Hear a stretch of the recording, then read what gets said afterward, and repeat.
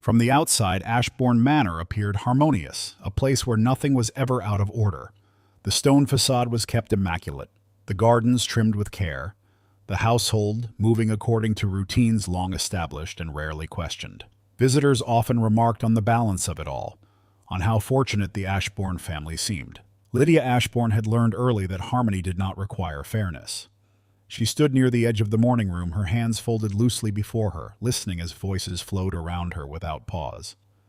Cassandra's laughter carried easily through the space, light and confident, drawing attention as naturally as sunlight through an open window. Wherever Cassandra stood, conversation gathered. Wherever she turned, approval followed. Lydia remained where she was. No one asked her to move. No one asked her to stay. She existed in the quiet spaces between acknowledgement, visible, but rarely addressed. It was not cruelty. It was far more efficient than that. Lady Margaret Ashborne watched her daughters with practiced eyes. Cassandra, seated comfortably at the center of the room, received her mother's attention without effort. Lydia, standing just beyond the circle, received only occasional glances, the kind meant to confirm presence rather than invite participation. "Cassandra," Lady Margaret said warmly, "you must remember to write to Lady Harcourt this afternoon. She was most impressed with you at supper." Cassandra smiled, the expression effortless. "Of course, I'll do it before luncheon." Lady Margaret nodded, satisfied. "You always think ahead." Lydia lowered her gaze slightly. She had already written to Lady Harcourt the night before, quietly, carefully, without being asked. The letter remained on her desk, unsent, because she knew it would be unnecessary now. Cassandra rose, smoothing her dress, and crossed the room with unhurried grace. As she passed Lydia, she paused just long enough to offer a polite smile. "You look well this morning," Cassandra said. The words were pleasant. The tone was kind. There was nothing to object to. "Thank you," Lydia replied.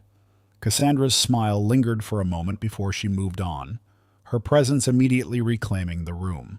Lydia did not resent her sister. Not truly. Resentment required comparison, and Lydia had learned long ago not to measure herself against Cassandra.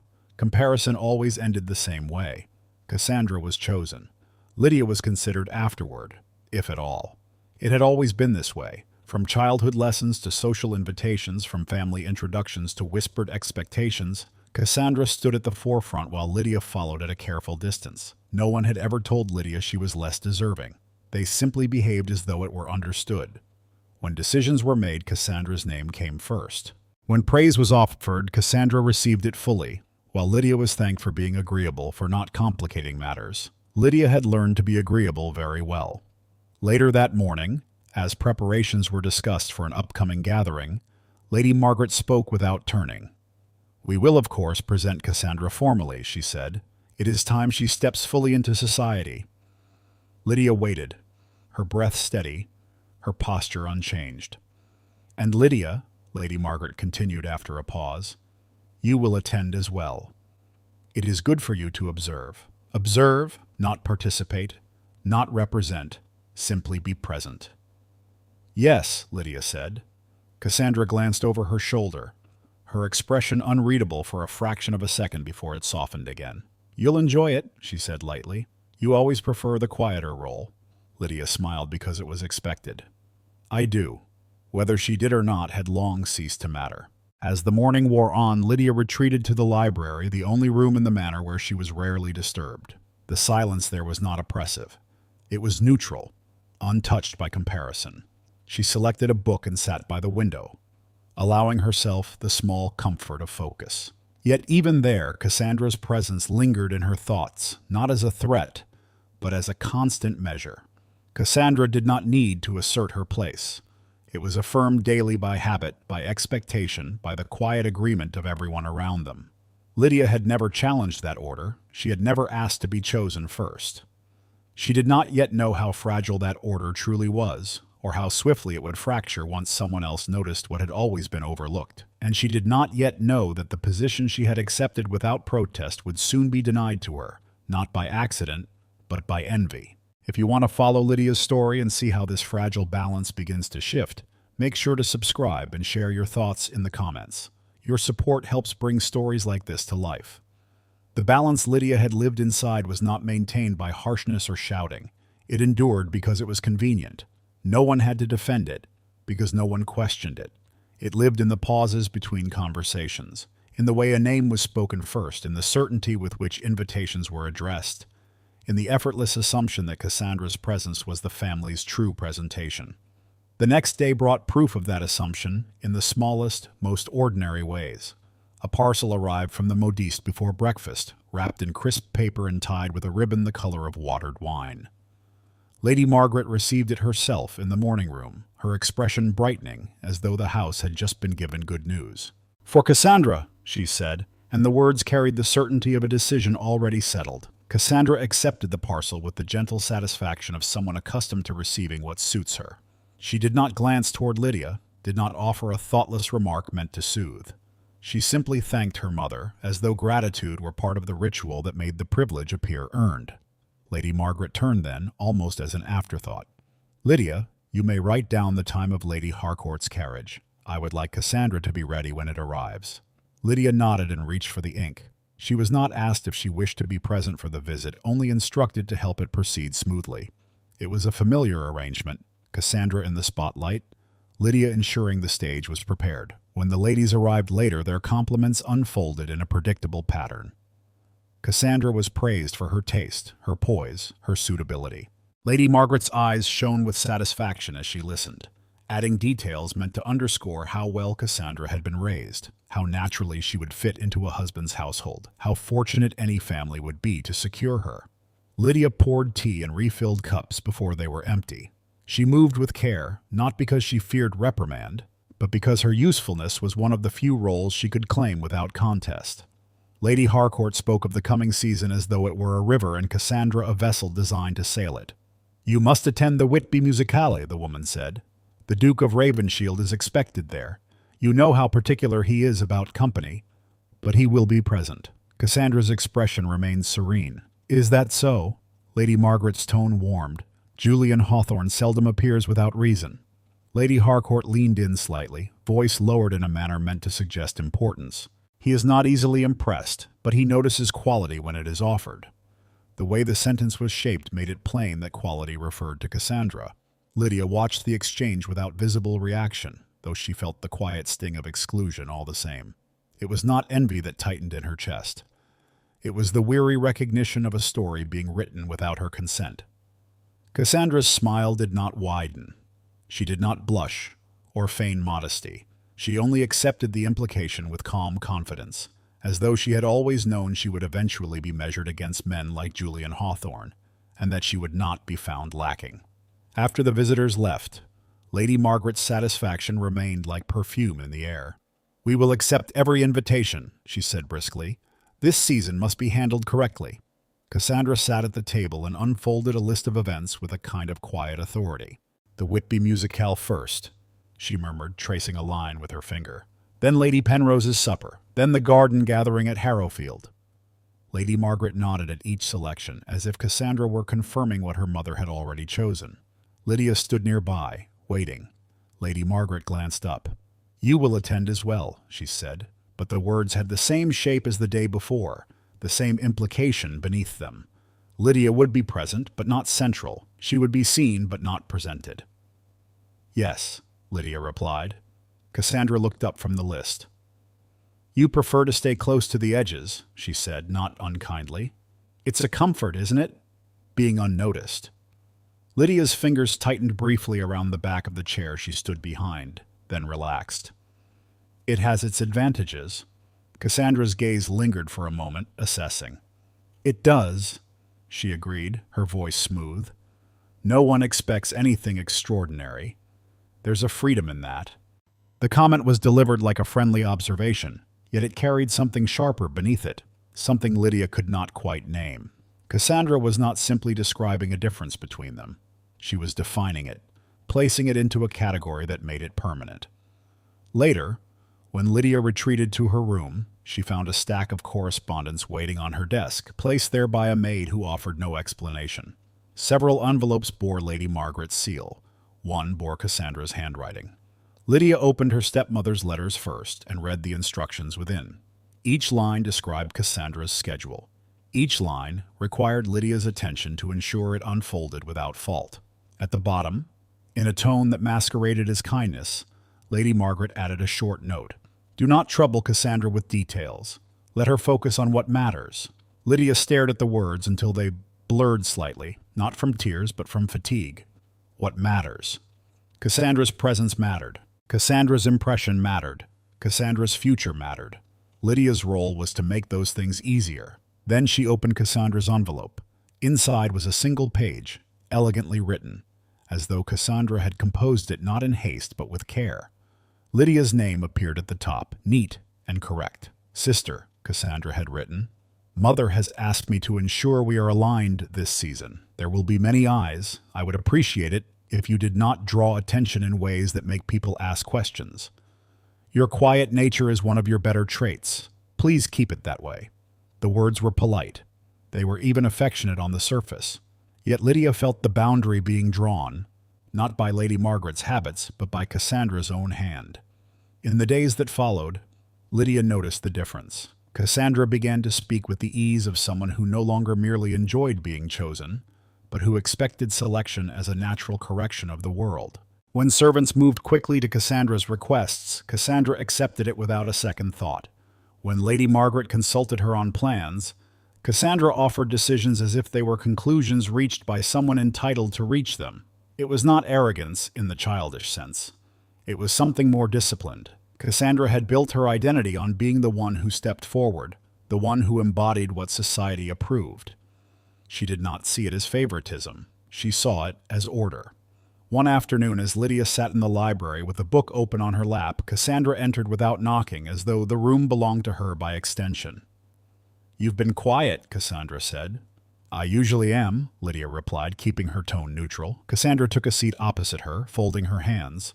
There will be opportunities this season, she said. Opportunities that shouldn't be wasted. Lydia glanced up. For you.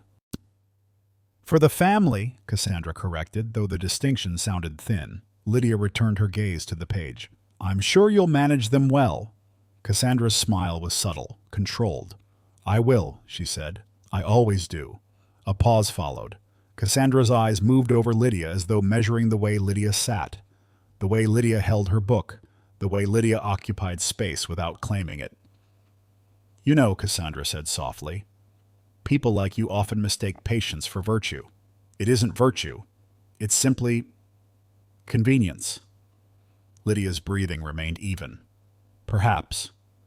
Cassandra's gaze sharpened slightly at the lack of reaction. Then her expression smoothed again. In any case, she said, rising, I prefer things as they have always been. You do as well, don't you? Lydia did not answer. Immediately. The question was shaped like an invitation, but it was not truly one.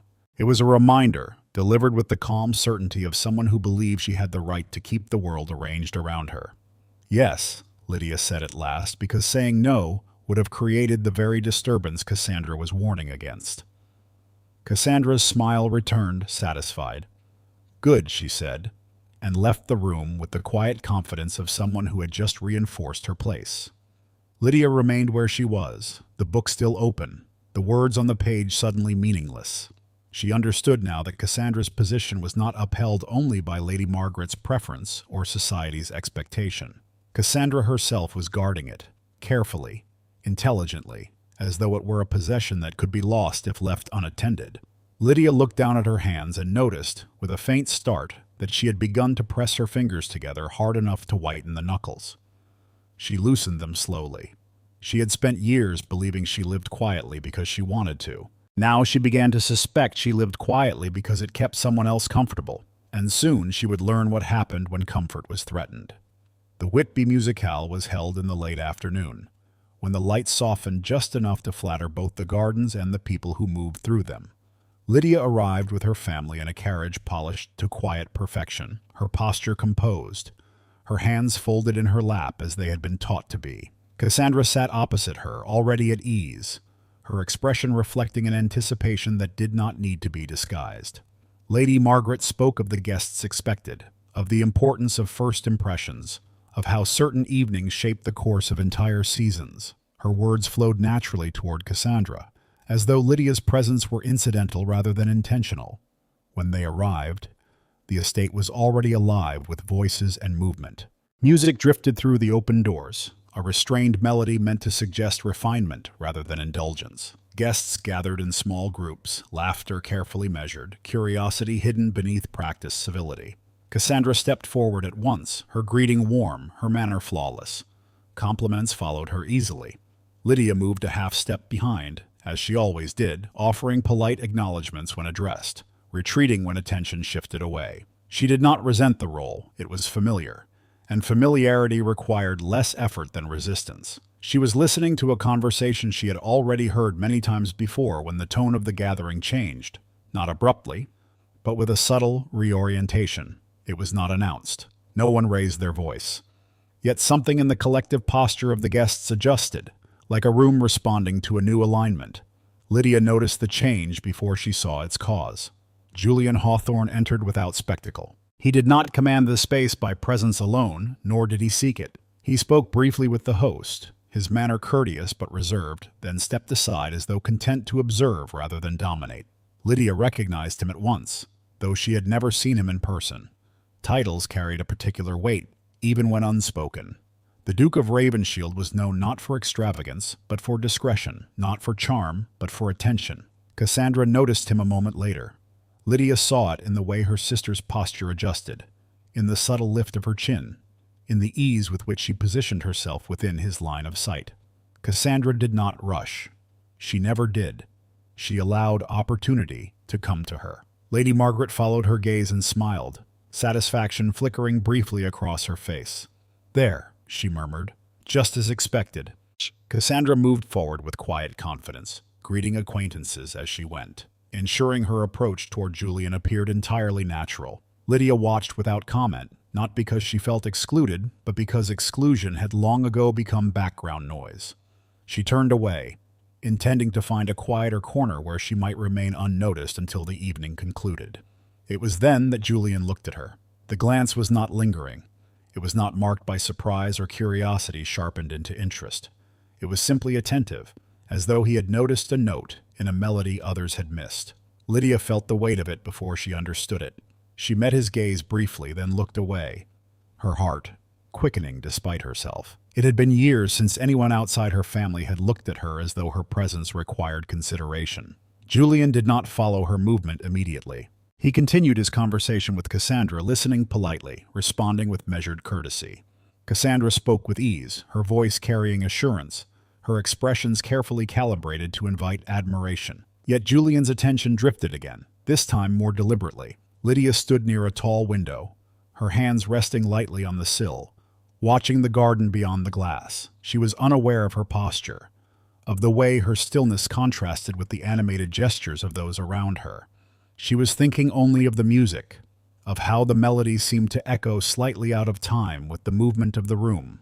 Julian excused himself from Cassandra with a nod and crossed the space between them without urgency. "Do you find the music distracting?" he asked, his voice quiet, respectful, as though unwilling to intrude. Lydia turned, startled despite herself. She inclined her head. "Not distracting," she replied after a moment. "Perhaps revealing." Julian considered the word. "How so?" "It leaves room," Lydia said, choosing her words with care, "for thought."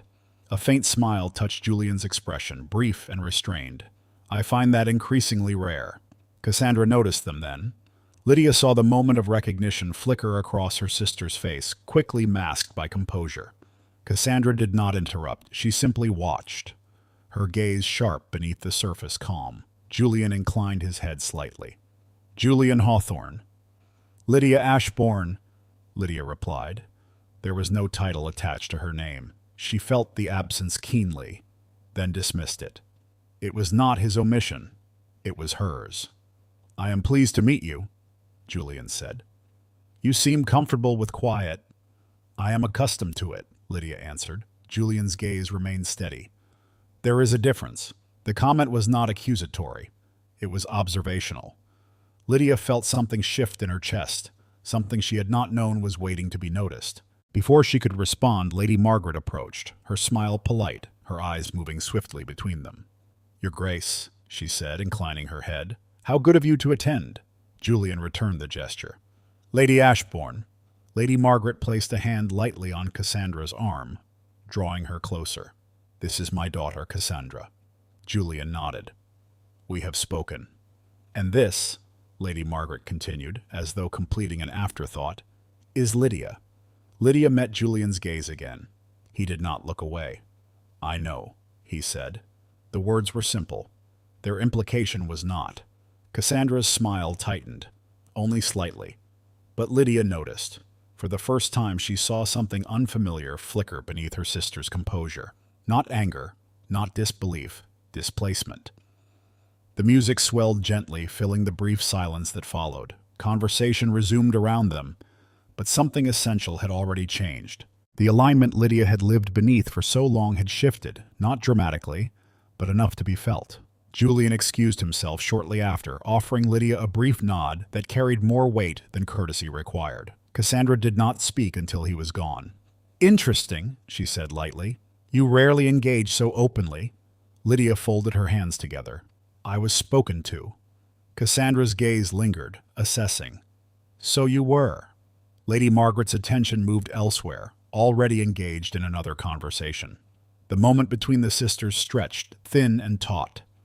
It would be unwise, Cassandra said softly, to misunderstand courtesy for preference. Lydia met her eyes. I haven't misunderstood anything. Cassandra's smile returned, smooth and measured. Good. Yet as the evening wore on, Lydia felt the subtle shift persist. Glances followed her now, not from admiration, but from curiosity. The quiet order that had placed Cassandra at the center and Lydia at the periphery no longer held with the same certainty. And Cassandra, who had always believed herself unchallenged, felt it too. For the first time, Lydia was not merely observing. She had been noticed. Cassandra did not speak of the musicale on the journey home. The carriage rolled through the darkening streets in near silence, the lamps outside passing in slow, steady intervals. Lady Margaret reviewed the evening aloud, commenting on who had attended, who had left early, who had seemed eager to impress. Her observations carried the familiar satisfaction of someone who believed the night had unfolded as intended. Cassandra listened, her posture unchanged, her hands folded neatly in her lap. She nodded at the appropriate moments, offered brief agreements, supplied a name when prompted. To anyone watching, she appeared entirely herself. Lydia sat opposite her, attentive but quiet, aware of the space that had opened between them. It was not wide, not obvious, but it was new. She could feel it like a change in air pressure, subtle, yet unmistakable. When they reached Ashborne Manor, Cassandra retired without delay, excusing herself with a faint smile and a remark about fatigue. Lady Margaret accepted the explanation without question. Lydia followed later, unremarked, the way she always did. That night, Cassandra did not sleep. She sat at her dressing table long after the candles had burned low, her reflection pale in the dim light. The room was silent, undisturbed, yet her thoughts moved with restless precision. She replayed the moment again and again, not the conversation itself, but the shape of it. Julian Hawthorne's attention had not been dramatic. That, more than anything, unsettled her. He had not been impressed by effort, nor drawn in by presentation.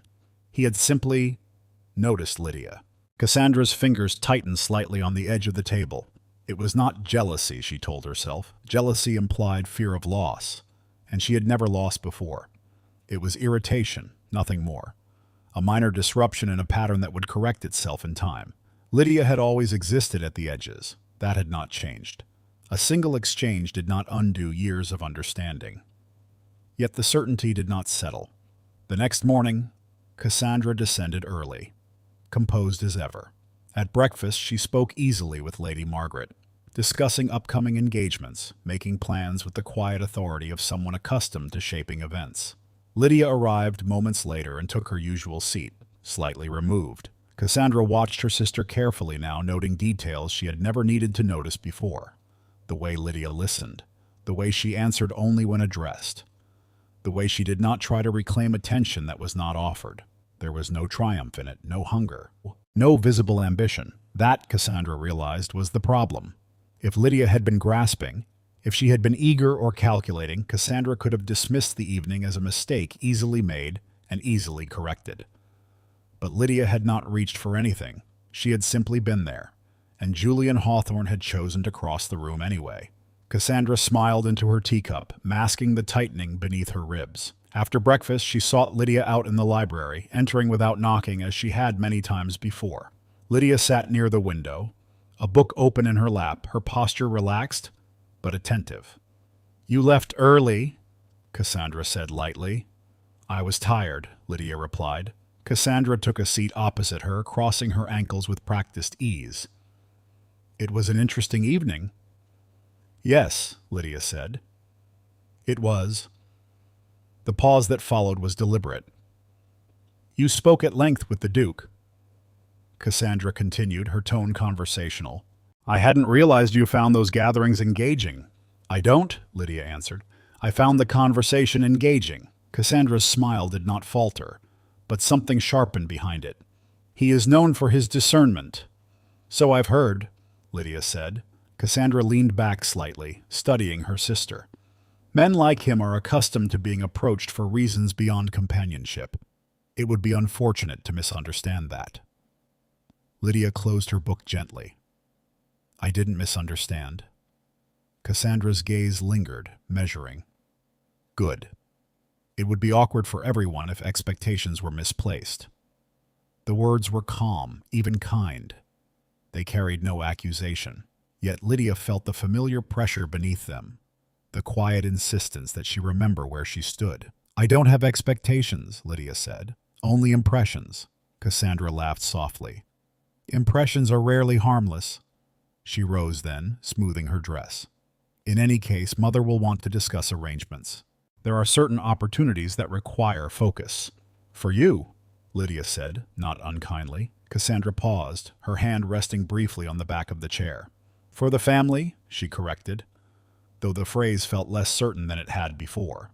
As she left the room, her composure remained intact. No one watching would have guessed that anything had shifted. Yet as the day progressed, Cassandra found herself alert in ways she had never needed to be. She noticed when Lydia entered a room. She noticed when others spoke to her sister longer than necessary. She noticed, with a tightening she could not fully explain, that Lydia did not appear to notice being noticed. That evening, a note arrived confirming Julian Hawthorne's attendance at another gathering later in the week. Lady Margaret read it aloud with visible satisfaction. Cassandra accepted the news with a smile. Inside, something settled into place with chilling clarity. She had always known how to be first. She had never learned how to be second, and she would not learn now. Cassandra did not change her manner. That was the first thing Lydia noticed. If anything, her sister became more attentive, more considerate. Her courtesy sharpened into something almost affectionate. At breakfast, Cassandra asked Lydia's opinion on trivial matters, drawing her into conversation just long enough to be seen listening. In company, she positioned herself close, a gentle hand at Lydia's elbow, a smile that suggested unity. To an outside observer, the sisters appeared closer than ever. Only Lydia felt the pressure beneath it. It arrived in fragments, never directly, always framed as concern. Cassandra remarked on how exhausting social gatherings could be for those unaccustomed to them. She mentioned lightly how easily misunderstandings arose when one was not careful with tone or presence. She spoke of reputation as though it were a fragile thing, easily bruised by misplaced attention. "You've always preferred simplicity," Cassandra said one afternoon as they walked the grounds together. "It would be a shame if people began to expect something from you that doesn't suit you." Lydia considered the words before answering. "What do you think doesn't suit me?" Cassandra smiled. "Competition?" The word was spoken gently as though it were a shared joke. Lydia did not laugh. "I'm not competing." "That's exactly what I mean," Cassandra replied. In the days that followed, Cassandra's remarks became more precise. She spoke of Julian Hawthorne as though he were a distant acquaintance rather than a man who had sought Lydia's company. She framed his attention as temporary, his interest as intellectual rather than personal. She suggested, with careful neutrality, that men of his position were often generous with conversation, but sparing with attachment. "He values discretion," Cassandra said. "Above all," Lydia listened, not because she believed her sister, but because the repetition of the sentiment wore at her nonetheless. Doubt did not arrive fully formed. It seeped in slowly. finding the cracks Lydia had never been allowed to repair. Julian wrote shortly after, a brief note thanking Lydia for the conversation at the musicale and expressing hope they might speak again. There was nothing improper in it, nothing forward. Yet Lydia read it twice, then folded it away without responding. Cassandra noticed the letter that evening, its seal broken, its absence from Lydia's desk remarked upon. "You needn't trouble yourself with correspondence," Cassandra said lightly. "He will see you again if it suits him." The phrasing stung more than Lydia expected. "It suits me as well," she said quietly. Cassandra's eyes flicked toward her, the smile faltering for the briefest moment before returning. "Of course," she said. "I only meant that expectations can be unkind things." As the next gathering approached, Cassandra's guidance sharpened. She advised Lydia on what colors were flattering but understated, which conversations were safe when it was wise to withdraw. Each suggestion sounded reasonable in isolation. Together they formed a narrow path that led Lydia back toward invisibility. Lydia followed it for a time, uncertain whether the resistance she felt was intuition or pride. She had spent so long avoiding disruption that the instinct to retreat came easily, yet something had shifted. When Julian greeted her again, his attention steady and unmistakable, Lydia felt the contrast sharply. He did not speak to her as though she were a possibility to be managed. He spoke as though she were a presence to be understood. Cassandra watched from across the room, her expression serene, her fingers curled lightly around her glass. Later, when they were alone, Cassandra spoke with careful calm. "You seem unsettled." "I'm not," Lydia said. Cassandra tilted her head. "Then perhaps you should ask yourself why this troubles you at all." The question lingered, unanswerable in the moment. That night, Lydia lay awake longer than usual, Cassandra's words and Julian's voice moving through her thoughts in quiet opposition. She did not yet recognize the shape of what was happening. She only knew that the space she had stepped into was narrowing again, guided not by her own choices but by someone who could not bear to see her stand anywhere but behind. And Cassandra, watching the careful order she had built begin to strain, felt the first stirrings of something she had never needed before. Julian did not seek Lydia out with urgency. That, more than any declaration, defined the way their connection unfolded. When he approached her at the next gathering, it was with the same quiet regard he had shown from the beginning. He greeted her without ceremony, asked after her thoughts on a lecture she had attended, listened without interrupting. There was no attempt to impress, no effort to accelerate what had not yet found its own pace. Lydia found herself speaking more freely than she had intended, not because she wished to be noticed, but because she was not being guided. Julian did not correct her impressions or redirect her opinions. He accepted them, considered them, sometimes disagreed without dismissing her. The experience unsettled her in a way she could not immediately name. Cassandra observed from a measured distance. She did not approach them. She did not interrupt. She waited until the moment presented itself naturally, slipping into conversation with Julian as though continuing something already established. "Your Grace," Cassandra said, her tone warm. "I trust the evening has not disappointed." Julian inclined his head. "It has been engaging," Cassandra smiled. "It often is when expectations are aligned." The remark was light, but Lydia felt its edge. Cassandra's gaze flicked briefly toward her, not challenging, not hostile, simply attentive. As the evening progressed, Cassandra began to speak more openly of Julian's responsibilities, of the expectations attached to his title, of the careful considerations required of someone in his position. She spoke as though these matters were familiar territory, as though she herself had long been preparing to inhabit them. Julian listened, courteous but reserved. "Society is rarely forgiving of deviation," Cassandra said, her voice lowered in confidence. "It prefers what is proven." "And yet," Julian replied, "it often mistakes familiarity for merit." Cassandra's smile tightened slightly. Merit must be recognized to be useful. Lydia remained silent, acutely aware of the way the conversation framed her without naming her. Cassandra was not attacking her. She was defining the limits of what could be considered acceptable. Later, when Julian sought Lydia again, Cassandra did not follow. She allowed the distance, trusting that doubt would travel where she could not. "Does this trouble you?" Julian asked, noticing Lydia's restraint. Lydia hesitated. "I am unused to being considered," she said honestly. "It makes one cautious." Julian regarded her thoughtfully. Consideration should not feel like a burden. It does when one is reminded that it may be temporary. Julian's gaze sharpened, not with offense, but with concern.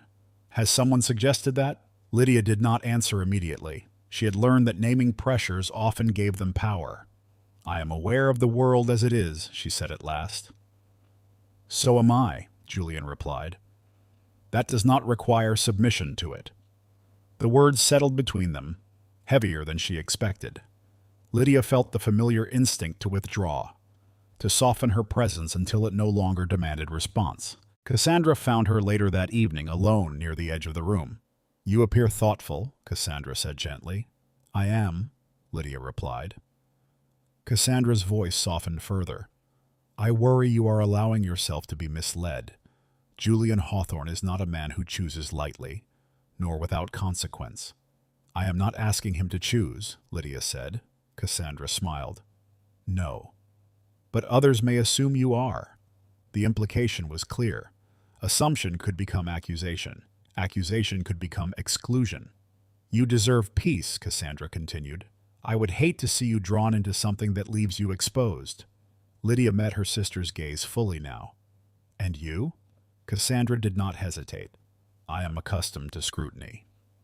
The contrast was deliberate. Cassandra framed herself as resilient, Lydia as fragile. That night, Lydia replayed the conversations in her mind, Cassandra's careful warnings weaving themselves around Julian's quiet certainty. She understood now what was being asked of her without words, to step back before the world noticed she had stepped forward at all. Julian's presence did not feel dangerous. The danger lay elsewhere. And Cassandra, having learned that gentle pressure was no longer enough, began to consider how far she was willing to go to restore the balance she believed was hers. Cassandra did not react when Julian's choice became difficult to ignore. She did not withdraw, nor did she confront him. She adjusted. The change revealed itself not in her manner, which remained flawless, but in her precision. Where she had once suggested, she now arranged. Where she had once implied, she now ensured. The world she understood had always rewarded preparation, and Cassandra prepared as though the stakes had suddenly become personal. Julian's attention toward Lydia no longer passed unnoticed. Others began to remark on it, quietly at first, then with the mild curiosity that often preceded judgment. Cassandra listened to every observation without comment, storing them, shaping them into something useful. It was not enough that Julian preferred Lydia's company. Preference could be dismissed as novelty. What mattered was whether that preference could be made to look careless. The opportunity presented itself sooner than Cassandra had anticipated. An invitation arrived for a small supper hosted by Lady Penrose, known for her impeccable guest lists and her intolerance for impropriety. Cassandra ensured Lydia saw the card before anyone else did. You should attend, Cassandra said lightly. It would be good for people to see you more often. Lydia hesitated. Do you think so? Cassandra smiled. Visibility can be generous when handled correctly. The supper unfolded without incident. Lydia spoke when spoken to, listened attentively, remained careful with her words. Julian sat near her, their conversation unremarkable to anyone listening closely enough to judge, but intimate in its attention. Nothing improper occurred. That was precisely what made the aftermath so effective. The next morning, Lydia noticed the shift before it was named. Servants hesitated where they had not before. A remark fell quiet when she entered a room. A glance lingered longer than courtesy required. By afternoon, the first whisper reached her indirectly. Lady Penrose, it was said, had found the evening uncomfortable. She had remarked on familiarity that seemed premature, on conversation that lacked appropriate reserve. Nothing was accused. Nothing was confirmed. The discomfort itself was enough. Lydia sat alone in the library, the murmur of the household carrying faintly through the walls. She replayed the evening with care, searching for fault. She found none. Cassandra joined her not long after, her expression composed, her concern measured. I hoped it would not come to this, Cassandra said quietly. To what? Lydia asked. To misunderstanding, Cassandra replied. Society can be unkind when it senses imbalance. Lydia looked up. What imbalance? Cassandra sighed softly. Expectation. The word fell between them with deliberate weight. Julian Hawthorne is not free to appear careless, Cassandra continued. People look to him as an example. When boundaries blur even slightly, it reflects poorly on everyone involved. Lydia felt the familiar tightening in her chest. Nothing blurred. I know, Cassandra said gently, but perception is rarely concerned with truth. Later that evening, Julian sought Lydia out, his expression serious for the first time. I have been made aware of concerns, he said. Second-hand and imprecise, but persistent. Lydia met his gaze steadily. About me. Yes. She did not defend herself immediately. She had learned that defense often confirmed suspicion. Have you found them justified? Julian shook his head. No, but justification is not always the standard applied. The restraint in his voice unsettled her. He was weighing something, not doubting her, but measuring the cost of continuing openly. Cassandra watched them from across the room. Her posture relaxed, her eyes alert. The seed she had planted had taken hold. Doubt had not bloomed, but caution had. Within days, the whispers grew more defined. Lydia was said to be ambitious without preparation, attentive without discretion. Her quiet nature was recast as calculation. Her reserve was reinterpreted as strategy. None of it was spoken directly to her. That was the cruelty of it. Lady Margaret summoned Lydia one afternoon, her tone concerned rather than accusatory. You must be careful, she said. Your sister understands these matters.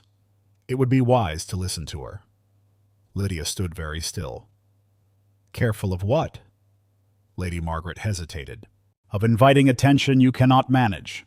The words settled heavily. Lydia understood then that Cassandra had succeeded in shifting the narrative. Lydia was no longer merely overlooked. She was becoming a risk. Julian did not withdraw, but he grew more reserved, his gestures more deliberate. He did not abandon Lydia, but he no longer shielded her from the weight of scrutiny. He was being asked to choose between inclination and order. Cassandra observed it all with quiet intensity. The satisfaction she felt was not triumph, but relief. The balance she had lived within was being restored, or so she believed. That night, Lydia sat alone, the noise of the household distant and indistinct. For the first time, the position she had accepted without protest began to feel intolerable, not because she wanted to stand first, but because she refused to be diminished to make someone else comfortable. Cassandra had not raised her voice. She had not revealed her hand. She had simply reminded the world where it expected Lydia to belong. The gathering at Harrowfield was meant to repair impressions. Lady Margaret insisted on attendance, framing it as an opportunity to quiet speculation through visibility and composure. Cassandra agreed readily, her confidence restored by the knowledge that she had already shaped the narrative to her advantage. Lydia listened without argument. Resistance, she had learned, was most powerful when it was no longer quiet. Harrowfield opened its gardens wide to the afternoon light. Guests arrived early, voices blending into a polite hum beneath the trees. Lydia moved through the space with calm intention, no longer shrinking to the edges, no longer advancing beyond her comfort. She stood where she stood because she chose to. Cassandra noticed at once. The change unsettled her more than open defiance would have. Lydia was not performing independence. She was simply no longer retreating. The difference was subtle, but it disrupted Cassandra's careful arrangements in ways she had not anticipated. Julian arrived shortly after, his presence drawing attention without effort. He greeted Lady Margaret with courtesy, Cassandra with restraint, and Lydia with unmistakable regard. Nothing improper passed between them, yet the clarity of his attention shifted the air around them. Cassandra felt it tighten against her skin. She waited until the moment she had prepared for, when conversation gathered and observation sharpened. Then she spoke, not loudly, not with accusation, but with the practiced tone of concern that invited agreement. "It would be best," Cassandra said, her voice carrying just enough to avoid misunderstanding. Appearances have already caused unnecessary discussion. The words landed where she intended, drawing glances, inviting interpretation. Lydia felt the familiar pull, the expectation that she would soften, recede, accept correction. She did not. "I agree," Lydia said calmly. "Misunderstanding thrives where truth is withheld." The reply was not confrontational. It was clear. Cassandra's smile faltered, a fraction too long to be concealed. Truth, she repeated lightly, is often a matter of timing. Then perhaps, Lydia said, her voice steady, this is the right time. The surrounding conversations quieted, not abruptly, but with curiosity sharpened into attention. Cassandra felt the shift too late. Lydia turned slightly, addressing not Cassandra alone, but the space they shared. I have been advised to remain discreet, she said, to limit myself in ways that preserve comfort for others. That advice has been offered repeatedly, framed as care. She met Cassandra's eyes fully. It has never been care. A murmur passed through the guests, restrained but unmistakable. Cassandra recovered quickly, laughter light and dismissive. You are tired, she said. This is hardly the place. It is precisely the place, Lydia replied, her tone unchanged. Because it is where the assumptions were made. Julian stepped forward then, not to intervene, but to stand where he could be seen. His presence shifted the balance further, removing Cassandra's ability to recast the moment as private confusion. I have been attentive, Lydia continued, not because I seek advancement, but because I refuse erasure. If that has caused discomfort, it is not because boundaries were crossed, but because they were questioned. Silence followed, dense and unyielding. Cassandra's composure fractured, not into anger, but into something sharper. You are confusing attention with entitlement, she said, her voice edged now. You were never meant to carry expectation. The words escaped before she could soften them. The effect was immediate. Lydia did not flinch. No, she said quietly. I was meant to remain behind you. That was the expectation. The truth spoken plainly settled heavily among the listeners. Cassandra felt the ground shift beneath her certainty. She had exposed what she believed to be understood without being said. Julian spoke then, his voice measured, carrying without force. No one is diminished by being seen, he said, nor is order preserved by silence enforced. Cassandra turned toward him, disbelief flashing openly now. You cannot be serious. I am, Julian replied, and I have been for some time. Lady Margaret moved forward, attempting to recover control. But the moment had passed beyond management. Cassandra's careful restraint had slipped, revealing not concern, but fear. Not propriety, but possession. Lydia felt the weight of it lift, not because she had won, but because she had stopped yielding. She did not look at Cassandra again as the gathering slowly resumed, conversation tentative, altered. The truth had been spoken. It could not be withdrawn. Cassandra stood very still. The center she had occupied for so long suddenly hollowed. The world had not turned against her. It had simply moved, leaving her momentarily unbalanced. And Lydia, who had lived in second place without protest, understood that the position had never been assigned by fate. It had been enforced by expectation. She had just refused it.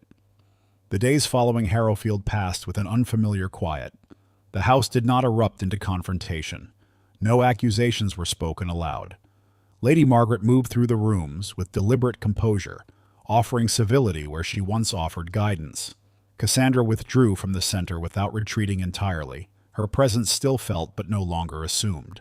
The balance that had governed Ashborne Manor for years had shifted, and everyone sensed it. Lydia felt the change most keenly in the absence of instruction. No one told her where to stand. No one reminded her how to behave. The space left behind was not immediately liberating. It was disorienting. She found herself pausing before decisions that had once been made for her, unsure whether the hesitation belonged to habit or fear. Julian did not press.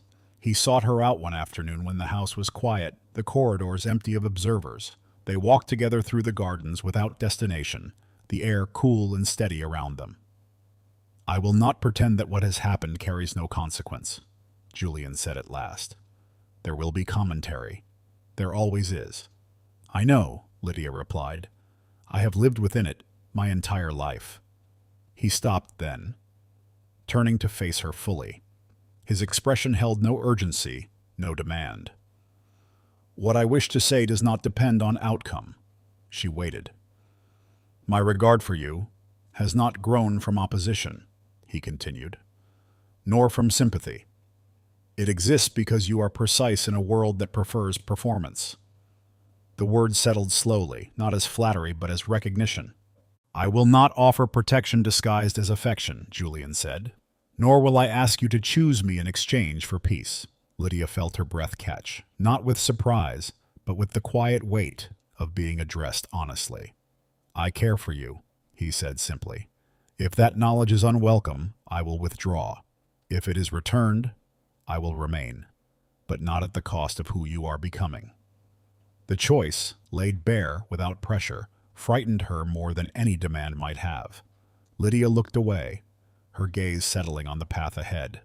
For so long, her decisions had been framed as responses. This one was not. "I cannot step into anything yet," she said slowly. "Not because I doubt what you feel, but because I have only just begun to understand what I need." Julian nodded, as though he had expected nothing else. "Then that is where you should stand." She turned back to him. "You do not resent that?" "No," he replied. "I respect it." That evening, Lydia began to make arrangements. They were modest, practical, shaped not by escape but by intention. She chose distance, not disappearance. A small residence near the coast, far enough to loosen the grip of old patterns, close enough not to feel like exile. Cassandra learned of it indirectly. She did not confront Lydia. She did not argue. She merely watched as Lydia packed, selecting what mattered and leaving behind what had never belonged to her. The silence between them was dense, unresolved. For the first time, Cassandra did not know where to place herself. The role she had guarded so fiercely had lost its anchor. Being first meant nothing if there was no longer a second. On the morning Lydia left, Lady Margaret offered a brief embrace, careful and restrained. Cassandra stood nearby, her expression unreadable. "You will return," Cassandra said, not as a question but as an assumption. "I will visit," Lydia replied, "when I choose to." The distinction lingered between them. Julian did not accompany Lydia to the carriage. He did not stand where he might be mistaken for an answer. He waited until she turned back once, meeting his gaze across the distance. There was no promise exchanged. None was needed. As the carriage moved away, Lydia felt neither triumph nor loss, only alignment. For the first time, her direction was not shaped by comparison. It was shaped by choice. Months passed without announcement. Lydia's life beyond Ashborne did not arrive with revelation or spectacle. It unfolded quietly, shaped by decisions made without reference to anyone else's expectation.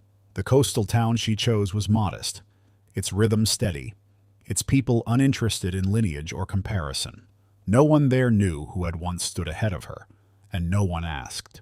She took rooms above a small bookshop near the harbor, where the windows rattled when the wind came in from the sea and the stairs complained softly underfoot. The imperfections grounded her. Each morning she woke without instruction, without the need to anticipate someone else's schedule. The absence of that pressure took time to understand. She learned to mark her days by intention rather than habit. She walked along the shore when the tide was low, wrote letters she was not required to send, read without interruption. She discovered how easily quiet could belong to her when it was not enforced. The first time she signed her name in the town registry, she paused, pen hovering briefly over the page. Lydia Ashborne. There was no title attached to it, no qualifier. The simplicity of it left her breathless in a way she had not anticipated. She wrote it again more firmly, then closed the book and stepped back, as though acknowledging something complete. Thoughts of Cassandra did not vanish. They softened. Occasionally, Lydia caught herself measuring an achievement, instinctively waiting for comparison. Each time, she recognized the impulse and let it pass. Cassandra's absence was not victory. It was space. News from Ashborne arrived infrequently and without urgency. Lady Margaret wrote once, her tone polite, restrained, as though addressing someone newly unfamiliar. Cassandra did not write at all. Lydia did not feel the need to fill the silence. Julian's letter arrived one morning with the tide, plain and unadorned. He wrote of ordinary matters, of responsibilities carried and released, of days that asked for nothing beyond attention. He did not ask where she was, nor when she would return. He wrote as someone who understood that closeness was not diminished by distance freely chosen. At the end of the letter, there was a single line, "I hope you are no longer measuring yourself against shadows." Lydia folded the paper carefully and set it aside. She did not reply at once. She did not feel compelled to. The knowledge that she could answer when she wished or not at all was enough. That evening she walked to the edge of the water as the light faded. The sea stretched wide and indifferent before her, unmarked by titles or histories. She stood still, letting the wind move around her without resistance. She had not become fearless. She had not become extraordinary. She had become unseconded. Somewhere far away, Cassandra continued her life, no longer certain of the place she occupied. The order she had defended had not collapsed. It had simply lost its authority over Lydia.